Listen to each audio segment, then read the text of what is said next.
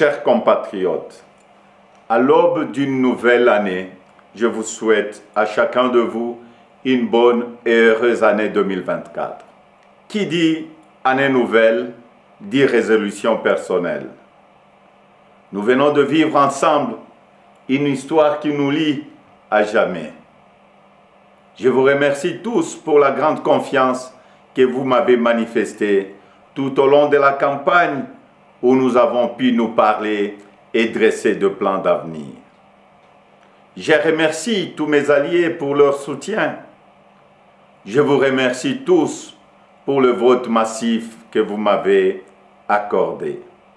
Au cours de nos rencontres, j'ai constaté que nous voulions tous un avenir meilleur pour nos familles, nos enfants. La sécurité pour tous, la santé, les écoles, l'eau, l'électricité, de routes, de ponts, de bacs, de l'emploi, le salaire décent, un logement. Toutes ces choses simples qui devraient faire la dignité de tout Congolais, nous en rêvons. Je n'ai pas oublié les espoirs que vous avez placés en moi. Je n'ai pas oublié non plus vos exigences sur la qualité de celui qui doit gouverner notre pays. Vous me l'avez clairement exprimé. Vous voulez que le pays soit dirigé par des hommes intègres, ayant le sens de la justice et du bien commun. Vous exigez qu'on vous rende compte et qu'on vous associe plus étroitement à la gestion du pays, tant au niveau national, provincial que local. Lors de cette campagne, j'ai pris vis-à-vis de vous un engagement, celui de changer le Congo. Je n'entends pas le trahir. Depuis le braquage électoral du 20 décembre, dont nous sommes tous victimes, nous vivons une énième usurpation de notre souveraineté. De partout, j'entends monter des cris d'indignation, des cris de contestation, des cris de colère, des cris d'exaspération.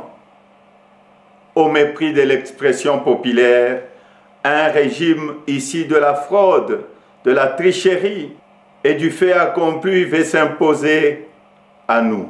Il n'en sera jamais question, absolument jamais. À l'aube de cette année nouvelle, au cours de laquelle nous aspirons à la paix, à la sécurité, à la stabilité et au développement, nous savons tous que nous ne pourrons jamais bâtir une nation apaisée et tisser le lien du vivre ensemble sur le mensonge, la fraude et la tricherie. Nous ne pourrons jamais bâtir un pays, un État, une nation sans retrouver notre fierté qui appelle à pouvoir choisir librement nos dirigeants. Le serment de liberté que nous ont légué le Père fondateur repose sur le lien sacré qui doit exister entre le peuple congolais et ses représentants. Tromper notre peuple ne fait qu'aggraver la lancinante crise de légitimité qui perdure dans notre pays et nous fait passer à côté de grands espoirs. Mes chers compatriotes,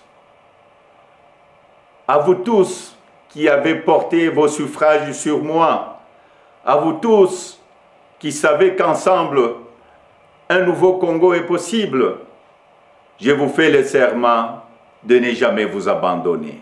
Nous entrons aujourd'hui dans une autre phase de notre quête pour la liberté. Nous devons ensemble soustraire notre pays demain de la prédation, de la corruption, de la gabegie et de toutes les injustices. C'est pourquoi, avec d'autres compatriotes, avec les forces sociales et politiques et prise de liberté, un sursaut citoyen est nécessaire. Sauver notre démocratie est devenu plus qu'une priorité. C'est un devoir et je ne faillirai pas à mon devoir citoyen.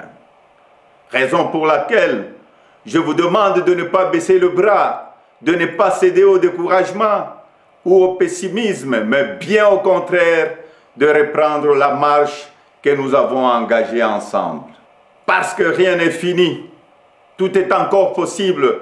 Et ce nouveau Congo, nous y avons droit et nous ne laisserons à personne le droit de briser le rêve que nous avons de le bâtir ensemble. Notre Constitution nous invite à nous opposer à tout groupe d'individus qui veut prendre le pouvoir et s'y maintenir en dehors de la volonté du peuple congolais. Pour notre dignité et l'avenir de nos enfants, nous sommes tenus de souscrire à tout le moyen qu'elle met à notre disposition pour refuser la fraude et l'installation de la dictature. Peuple congolais, tenons bon, restons mobilisés. Le temps de l'action est venu. Par des actions pacifiques, démocratiques, nous allons résister et reconquérir notre droit le plus légitime, celui de faire échec à la fraude et de reprendre en main notre destin avec les dirigeants de notre choix. Amis partenaires, frères africains, les Congolais n'ont-ils pas le droit de vraies élections? Dites-moi, dans quel pays au monde l'on retrouve des machines à voter entre les mains des candidats du pouvoir et on se précipite à proclamer et à féliciter un vainqueur aux élections? Dites-moi le nom de ces pays. Citez-moi un seul pays au monde où l'on décide de prolonger la période des élections de 11 heures à 6 ou 7 jours et on se précipite ensuite à féliciter le vainqueur. Citez-moi un seul pays dans le monde où on proclame le vainqueur sur la base de bureaux de vote et de machines à voter dont on ne connaît même pas le nombre au jour de l'élection. Personne ne peut s'ériger en complice de cette fraude électorale que nous accepterons jamais. Que vive la République démocratique du Congo, unie, libre et prospère. Merci.